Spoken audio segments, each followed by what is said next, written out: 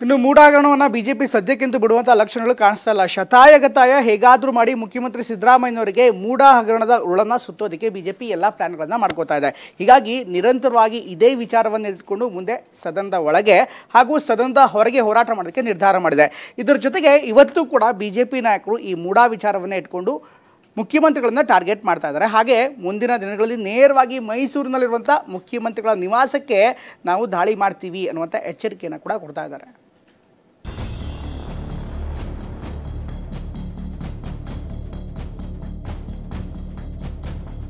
ಸುಮಾರು 63-64 ಕೋಟಿಗೂ ಹೆಚ್ಚು ಬೆಲೆ ಬಾಳ್ತಕ್ಕಂಥ ನಿವೇಶನವನ್ನ ತಮ್ಮ ಪತ್ನಿಗೆ ಇವತ್ತು ಸೈಟ್ ಅಲಾಟ್ ಆಗಿರ್ತಕ್ಕಂಥದ್ದು. ನನ್ನ ಹೆಂಡತಿ ಅರ್ಜಿ ನೋಡಿದ್ದೀರಾ? ಭ್ರಷ್ಟಾಚಾರ ಮಾಡಿ ಅದ್ರ ಜೊತೆಗೆ ಬಂಡತನದಿಂದ ಸಮರ್ಥನೆ ಮಾಡ್ಕೊಳ್ಳೋ ಕೆಲಸನೂ ಕೂಡ ಮಾನ್ಯ ಮುಖ್ಯಮಂತ್ರಿಗಳು ಸಿದ್ದರಾಮಯ್ಯನವರು ಮಾಡ್ತಾ ಇದ್ದಾರೆ. ಇದನ್ನ ಸಿಬಿಐ ತನಿಖೆಗೆ ಕೊಡಬೇಕು ಅಂತ ಸುಮ್ಮನೆ ಎಲ್ಲದಕ್ಕೂ ಸಿಎಂ ಅವರು ರಾಜೀನಾಮೆ ಕೊಡು. ಇವ್ರ ಕಾಲದಲ್ಲಿ ಒಂದಾರು ಕೇಸ್ ಸಿಬಿಐ ಕೊಟ್ರೆ ಅವರು ಸುಮ್ಮನೆ ಇದು ಬೀದಿಲಿ ನಿಂತ್ಕೊಂಡು ಮಾತಾಡೋದು ಏನು ಪ್ರಯೋಜನ ಇಲ್ಲ. ಅಧಿವೇಶನದಲ್ಲೇ ಚರ್ಚೆ ಆಗಬೇಕು. ಮುಡಾ ಸೈಟ್ ಹಂಚಿಕೆ ಹಗರಣ ರಾಜ್ಯ ರಾಜಕೀಯದಲ್ಲಿ ಮಹಾ ಕಂಪನವನ್ನೇ ಎಬ್ಬಿಸಿದೆ. ಸೈಟ್ ಹಂಚಿಕೆ ಪ್ರಕರಣವನ್ನೇ ಕೈಗೆತ್ತಿಕೊಂಡು ಬಿಜೆಪಿ ನಾಯಕರಂತೂ ಸಿದ್ದರಾಮಯ್ಯ ವಿರುದ್ಧ ಸಮರ ಸಾರ್ತಿದ್ದಾರೆ. ಅದರಲ್ಲೂ ವಿಧಾನಮಂಡಲ ಅಧಿವೇಶನಕ್ಕೆ 5 ದಿನ ಮಾತ್ರ ಬಾಕಿ ಉಳಿದಿದೆ.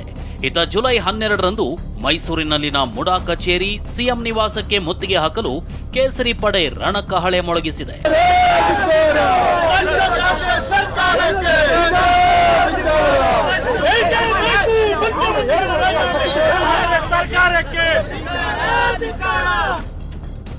ಮುಡಾ ಸೈಟ್ ಹಂಚಿಕೆ ವಿವಾದದಲ್ಲಿ ಜೋರಾದ ವಾಕ್ಸಮರ. ಸಿದ್ದರಾಮಯ್ಯ ವಿರುದ್ಧ ಬಿಜೆಪಿ ಕಿಡಿ, ಕಾಂಗ್ರೆಸ್ ತಿರುಗೇಟು. ಮುಡಾ ಅಕ್ರಮ ಪ್ರಕರಣವನ್ನೇ ಬ್ರಹ್ಮಾಸ್ತ್ರವಾಗಿಸಿಕೊಂಡಿರೋ ಕಮಲ ಕಲಿಗಳು ಸಿಎಂ ಸಿದ್ದರಾಮಯ್ಯ ಮೇಲೆ ನೇರವಾಗಿ ಮುಗಿಬೀಳ್ತಿದ್ದಾರೆ. ಅದರಲ್ಲೂ ಸಿದ್ದರಾಮಯ್ಯರ ಮುಖವಾಡ ಕಳಚಿದೆ ಅಂತ ಬಿಜೆಪಿ ರಾಜ್ಯಾಧ್ಯಕ್ಷ ವಿಜಯೇಂದ್ರ ಅಬ್ಬರಿಸಿದ್ದಾರೆ.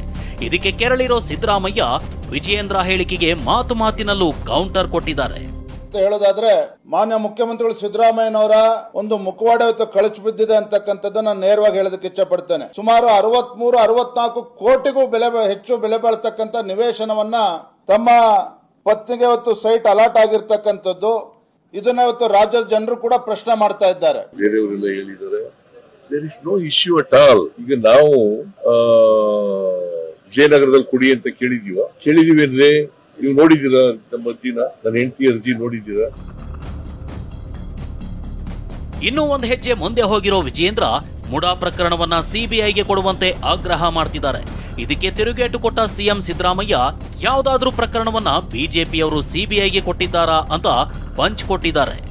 ನಾನು ಮುಖ್ಯಮಂತ್ರಿಗಳ ಆಗ್ರಹವನ್ನ ಮಾಡ್ತಾ ಇದ್ದೇನೆ, ನೀವು ಪ್ರಾಮಾಣಿಕರೇ ಆಗಿದ್ರೆ ಈ ಒಂದು ಹಗರಣ ಇವತ್ತೇನಾಗಿದೆ ಮೂಡ ಹಗರಣ, ಇದನ್ನ ಸಿಬಿಐ ತನಿಖೆಗೆ ಕೊಡಬೇಕು ಅಂತ ಹೇಳಿ ನಾನು ಇವತ್ತು ಆಗ್ರಹವನ್ನ ಮಾಡ್ತಾ ಇದ್ದೇನೆ. ನಮ್ಮ ಪೊಲೀಸ್ನವರು ತನಿಖೆ ಮಾಡಕ್ಕಾಗಲ್ವಾ? ನಮ್ಮ ಪೊಲೀಸ್ನವರು ಇರೋದು ಯಾಕಪ್ಪ?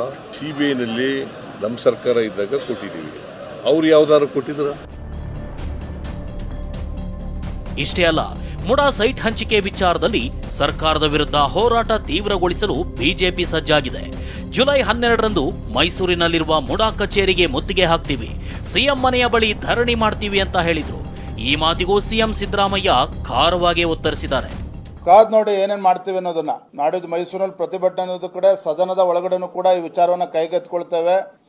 ಸದನದ ಒಳಗಡೆ ಮತ್ತು ಸದನದ ಹೊರಗಡೆನೂ ಕೂಡ ನಾವು ಇದ್ರ ವಿರುದ್ಧ ನಾವು ಹೋರಾಟವನ್ನು ಮಾಡ್ತೇವೆ. ಈಗ ಬಿಜೆಪಿಯವರು ಮಾಡ್ತಾ ಇರ್ತಕ್ಕಂಥದ್ದು ರಾಜಕೀಯವಾಗಿ ಮಾಡ್ತಾ ಇದ್ದಾರೆ. ಅಸೆಂಬ್ಲಿ ಶುರುವಾಗುತ್ತೆ 15ನೇ ತಾರೀಕಿಗೆ. ಅದು ರೈಸ್ ಆದ್ರೆ ಡೆಫಿನೆಟ್ ಆಗಿ ಉತ್ತರ ಕೊಡ್ತೀವಿ. ಮುಡಾ ಹಗರಣಕ್ಕೆ ಸಂಬಂಧಿಸಿದಂತೆ ದಾಖಲೆ ರಿಲೀಸ್ ಮಾಡಿ ವಿಜಯೇಂದ್ರ ಕೆಂಡಾವುಗಳಿದ್ರು. ರಾಜ್ಯ ಸರ್ಕಾರಕ್ಕೆ ಬಿಜೆಪಿ ಸಾಲು ಪ್ರಶ್ನೆ ಕೇಳಿದೆ. ಅಫಿಡವಿಟ್ನಲ್ಲಿ ಪತ್ನಿ ಹೆಸರಿನ ಆಸ್ತಿ ಉಲ್ಲೇಖಿಸಿಲ್ಲ ಯಾಕೆ ಅಂತ ವಿಜಯೇಂದ್ರ ಪ್ರಶ್ನೆ ಮಾಡಿದ್ದಾರೆ. ಆಸ್ತಿ ವಿವರ ಉಲ್ಲೇಖಿಸದೇ ಇರೋದು ನಿಯಮ ಉಲ್ಲಂಘನೆ ಅಲ್ವಾ? 1991ರ ನಿಯಮಗಳ ಪ್ರಕಾರ 2 ಸೈಟ್ ಪಡಿಬೇಕಾಗಿದ್ದ ತಮ್ಮ ಪತ್ನಿ 14 ಸೈಟ್ ಪಡೆದಿದ್ಯಾಕೆ? ಬಡವರು ದಲಿತರಿಗೆ ಮೀಸಲಿಟ್ಟ ನಿವೇಶನ ಪಡೆದಿದ್ದು ಅಪರಾಧವಲ್ಲವೇ ಅಂತ ಪ್ರಶ್ನಿಸಲಾಗಿದೆ. ತರಾತುರಿಯಲ್ಲಿ ಸಚಿವ ಭೈರತಿ ಸುರೇಶ್ ಮೈಸೂರಿಗೆ ಹೋಗಿದ್ಯಾಕೆ? ಇನ್ನು ವರದಿ ನೀಡಿದ ಜಿಲ್ಲಾಧಿಕಾರಿಯನ್ನ ವರ್ಗಾವಣೆ ಮಾಡಿದ್ಯಾಕೆ? ಶಿಕ್ಷೆ ಆಗಬೇಕಾಗಿದ್ದ ಅಧಿಕಾರಿಗಳನ್ನ ವರ್ಗಾವಣೆ ಮಾಡಿದ್ಯಾಕೆ? ಮೈಸೂರಿನಿಂದ ಕಡತಗಳನ್ನ ಬೆಂಗಳೂರಿಗೆ ಯಾಕೆ ತಂದಿದ್ದು ಅಂತ ಬಿಜೆಪಿ ಪ್ರಶ್ನಿಸಿದೆ. ಮುಡಾ ಹಗರಣದಲ್ಲಿ ಸಿದ್ದರಾಮಯ್ಯ ಪಾತ್ರ ಎದ್ದು ಕಾಣ್ತಿದೆ. ಹೀಗಾಗಿ ಸಿಎಂ ಸ್ಥಾನಕ್ಕೆ ಸಿದ್ದರಾಮಯ್ಯ ರಾಜೀನಾಮೆ ಕೊಡಬೇಕು ಅಂತ ಸಿಟಿ ರವಿ ಆಗ್ರಹಿಸಿದ್ರು. ಮೂಡಾ ಹಗರಣದಲ್ಲಿ ಮಾನ್ಯ ಮುಖ್ಯಮಂತ್ರಿ ಸಿದ್ದರಾಮಯ್ಯನವರ ಪಾತ್ರ, ಅಲ್ಲಿಯ ಭ್ರಷ್ಟಾಚಾರದ ರೂವಾರಿ ಅವರು ಅನ್ನೋದು ಸ್ಪಷ್ಟವಾಗ್ತಾ ಇದೆ. ಭ್ರಷ್ಟಾಚಾರ ಮಾಡಿ ಅದ್ರ ಜೊತೆಗೆ ಬಂಡತನದಿಂದ ಸಮರ್ಥನೆ ಮಾಡ್ಕೊಳ್ಳೋ ಕೆಲಸನೂ ಕೂಡ ಮಾನ್ಯ ಮುಖ್ಯಮಂತ್ರಿಗಳು ಸಿದ್ದರಾಮಯ್ಯನವರು ಮಾಡ್ತಾ ಇದ್ದಾರೆ. ರಾಜ್ಯದ ಜನರ ಪಾಲಿಗೆ ಅವರು ಖಳನಾಯಕರಾಗಬಾರ್ದು, ಕಪ್ಪು ಚುಕ್ಕೆ ಉಳಿಬಾರ್ದು. ಅದಕ್ಕೆ ರಾಜೀನಾಮೆಯ ಮೂಲಕ ಮೇಲ್ಪಂಕ್ತಿಯನ್ನು ಹಾಕಬೇಕು. ಬಿಜೆಪಿ ನಾಯಕರು ದಂಡೆತ್ತಿ ಬಂದು ದಾಳಿ ಮಾಡ್ತಿದ್ದಾರೆ. ಇದಕ್ಕೆ ಕೆರಳಿರೋ ಕಾಂಗ್ರೆಸ್ ಪಡೆ ಬಿಜೆಪಿ ಆರೋಪಕ್ಕೆ ತಿರುಗೇಟು ಕೊಟ್ಟಿದೆ. ಅಧಿವೇಶನದಲ್ಲೇ ಚರ್ಚೆ ಆಗಬೇಕು, ಅಧಿವೇಶನದಲ್ಲೇ ಎಲ್ಲ ಅಧಿಕೃತವಾದಂಥ ಮಾಹಿತಿಗಳು ಹೊರಗೆ ಬರಲಿ. ಸುಮ್ಮನೆ ಇದು ಬೀದಿಲಿ ನಿಂತ್ಕೊಂಡು ಮಾತಾಡೋದು ಏನು ಪ್ರಯೋಜನ ಇಲ್ಲ. ಅಧಿವೇಶನದಲ್ಲೇ ಚರ್ಚೆ ಆಗಬೇಕು, ಅಧಿವೇಶನದಲ್ಲೇ ಈ ಎಲ್ಲ ವಿಷಯಗಳನ್ನು ನಾವು ಕೂಡ ಪ್ರಸ್ತಾಪ ಮಾಡ್ತೀವಿ. ಹೇಗೆ ಇದೆಲ್ಲ ಆಯಿತು, ಯಾರ ಕಾಲದಲ್ಲಾಯಿತು, ಯಾರು ಮಾಡಿದ್ರು, ಯಾರು ಅಧಿಕಾರದಲ್ಲಿದ್ದರು, ಯಾರು ಮೂಡಾ ಚೇರ್ಮನ್ ಇದ್ದರು, ಯಾವ ಸರ್ಕಾರ ಆ ಸಂದರ್ಭದಲ್ಲಿತ್ತು, ಏನೇನು ಅನುಕೂಲ ಯಾರ್ಯಾರು ಮಾಡಿಕೊಟ್ಟಿದ್ದಾರೆ, ಅದೆಲ್ಲ ಆವಾಗ ಹೊರಗೆ ಬರಲಿ. ಯಾಕೆಂದರೆ ಸಿ ಎಮ್ಗೆ ಏನು ಸಂಬಂಧ ಇದ್ದಾರೆ ಇದಕ್ಕೆ? ಮೂಡಾ ವಿಷಯದಲ್ಲಿ ಸಿ ಎಮ್ಗಳು ಈಗಾಗಲೇ ಸಿ ಎಮ್ ಅವರು ಸ್ಪಷ್ಟೀಕರಣ ಕೊಟ್ಟಿದ್ದಾರೆ. ಒಂದೇದು ಅವರೇ ಸ್ವತಃ ಸ್ಪಷ್ಟೀಕರಣ ಕೊಟ್ಟಿದ್ದಾರೆ. ಸುಮ್ಮನೆ ಎಲ್ಲದಕ್ಕೂ ಸಿ ಎಮ್ ಅವರು ರಾಜೀನಾಮೆ ಕೊಡು. ಇವ್ರ ಕಾಲದಲ್ಲಿ ಬಿ ಜೆ ಪಿ ಅವ್ರ ಕಾಲ ಒಂದು ಯಾವ್ದಾರು CBI ಕೇಸ್ನ ಎಷ್ಟು ನಮಗೆ ಕಾಂಗ್ರೆಸ್ ಸರ್ಕಾರದಾಗ ಕಾಂಗ್ರೆಸ್ ಬ್ಯೂರೋ ಆಫ್ ಇನ್ವೆಸ್ಟಿಗೇಷನ್ ಅಂತಿದ್ರು. ಇವ್ರ ಕಾಲದಲ್ಲಿ ಒಂದಾರು ಕೇಸ್ CBI ಕೊಟ್ರೆ ಅವರು. ಅದೇನೇ ಹೇಳಿ, ಮುಡಾ ವಾಲ್ಮೀಕಿ ನಿಗಮದ ಅಕ್ರಮವೇ ಕೇಸರಿ ನಾಯಕರಿಗೆ ದೊಡ್ಡ ಅಸ್ತ್ರ ಸಿಕ್ಕಂತಾಗಿದೆ. ಜುಲೈ 15ರಿಂದ ವಿಧಾನಮಂಡಲ ಅಧಿವೇಶನ ಆರಂಭವಾಗಲಿದೆ.